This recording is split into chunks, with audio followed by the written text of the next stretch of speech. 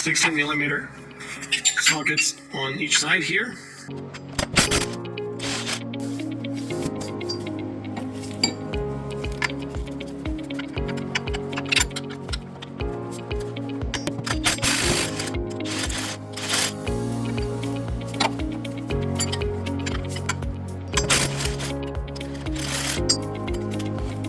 Now the other 3 bolts don't have a nut on the other side, so you can just get them out.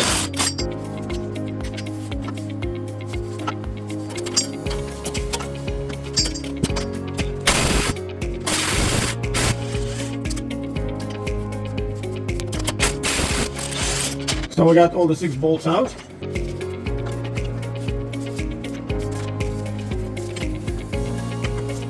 All I have to do is just pull on it so that I can actually push it into the transfer case where the splines are to make a little bit of space and be able to get it out.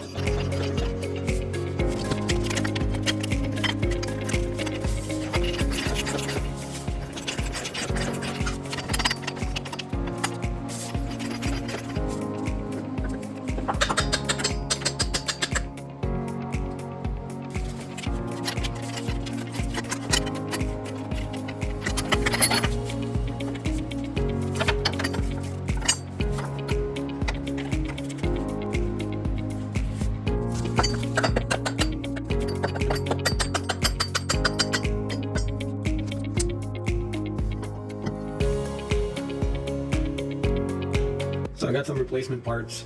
Basically, this piece has better splines. They're brand new. These ones are kind of eaten up. The problem that occurs is where the transfer case gets the splines. They get chewed up, and where the transfer case gets damaged because only a little bit makes contact. So just about half. You can extend it, and that way it's going to be a lot stronger. So this actually goes all the way, and I'm going to show you. Alright, this is where it goes.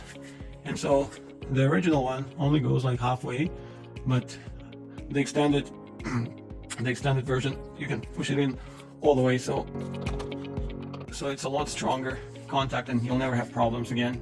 And all you have to do is just cut it off. You can actually extend it a little bit.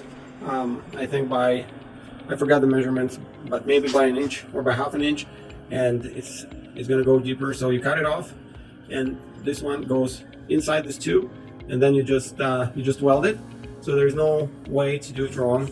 It's going to be aligned because the diameter is made for this piece. If you want the maximum contact, you have to extend it by that much. Basically, you have to actually loosen the transfer case to get it all the way in, or it's going to be maybe missing a little bit, one part of it. There is, however, another way to do it, to push it in all the way without having to dismount or drop your transfer case, and it's this part right here. So it's an aftermarket part, and it basically goes in here. When you push the front drive shaft all the way into the transfer case, you're going to have a little bit of space, and using this block you can push it in just a little bit more, and this is what it's going to look like. And I think this rubber is kind of old and ripped, so I got a new piece here, and this is the replacement. I got the part number. It says it's made in Germany, so hopefully it's a quality part that I'm going to replace. So I measured this front drive shaft. It's just under 29.25 inches, so 29.25. And the contact, the part that makes the contact, this whole part is 1 inch, but the part that makes contact is only 3/4. So I'm just going to cut it off here.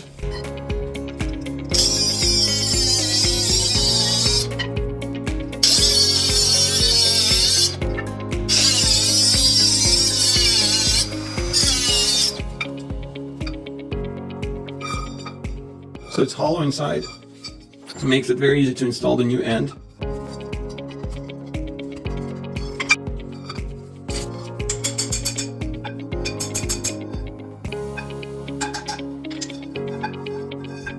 I'll just need to use a bigger hammer and hammer it upright, but I'm gonna measure the distance again, just over 31 inches, so I'll hammer it into 31 inches. At 31, I think it's gonna be still way too long. I think it's gotta be about 30 to be able to install it without removing or disconnecting the transfer case. So I'll just try it now. So the maximum length that I was able to make it fit was just over 30 inches. And that way it fits, and I'm gonna show you.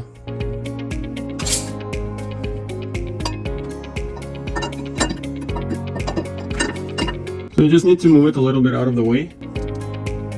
Then you could even make it a little longer.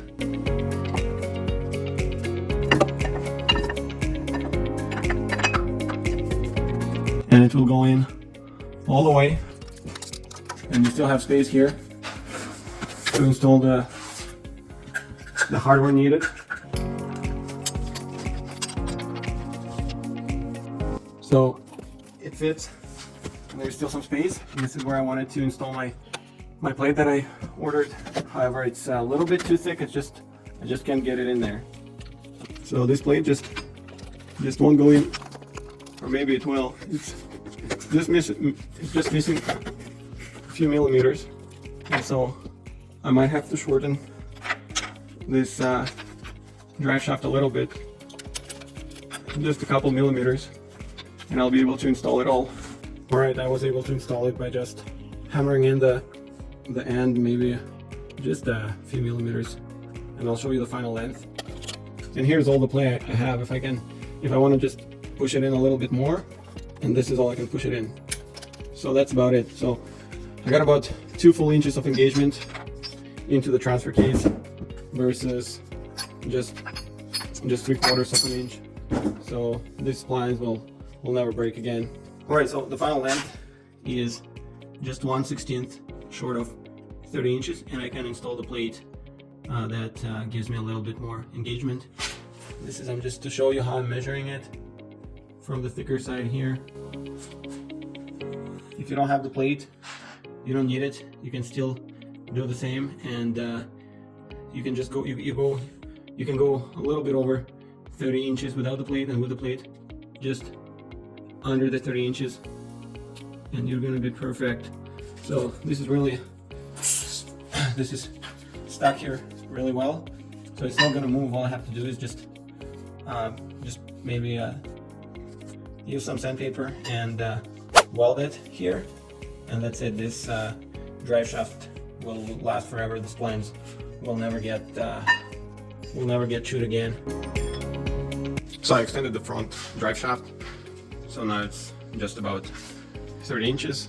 I did some welding here and just painted it, so I can now install it back. So at first it seems like it can't fit, there's not enough space, but if you just angle it up, it has a slight angle, but it will still go in.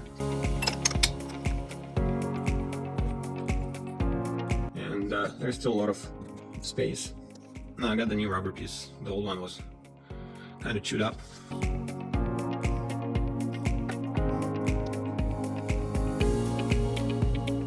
So now I'm ready to install this centering flange with a spacer and a universal rubber joint, and the front drive shaft will be completed.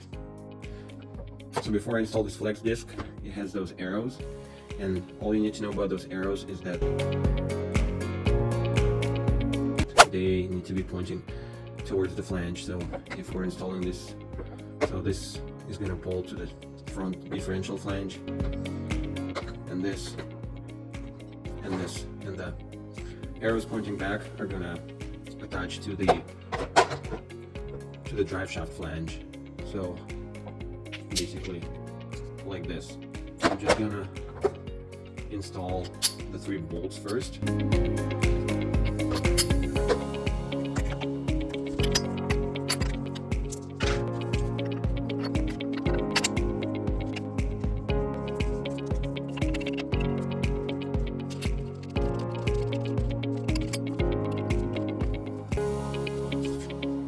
So first I'm just bolting the flex plate to the differential flange, and I'm going to use the 3 bolts and torque them to 45 foot-pounds.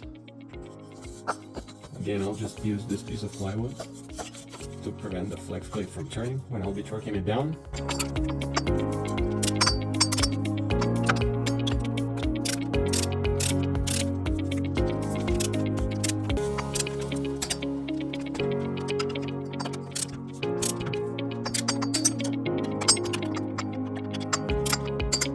So all 3 bolts are torqued to 45 foot-pounds.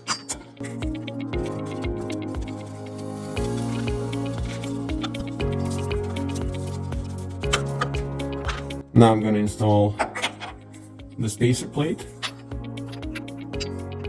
and I'm going to pull on the drive shaft to bring it a little bit forward so that I can get this plate locked in there. Now I got to make sure I can find bolts long enough to go through. The original bolts here were 55 millimeters, but they will definitely be too short.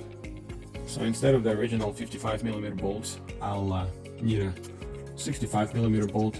That will do fine. I have one. I'm not sure from where, but this looks to be just the right length. So I'll have to figure out the same grade of bolts and find where to order them. And with a 65 millimeter, I'm getting perfect length.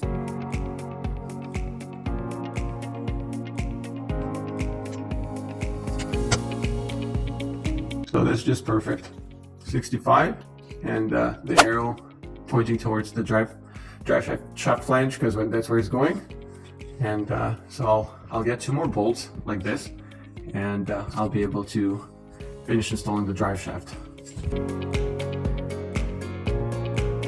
So at first I was able to order 2 more of these bolts,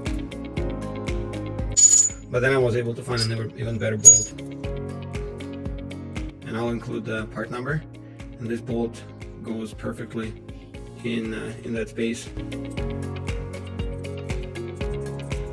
So this is what it looks like with those bolts.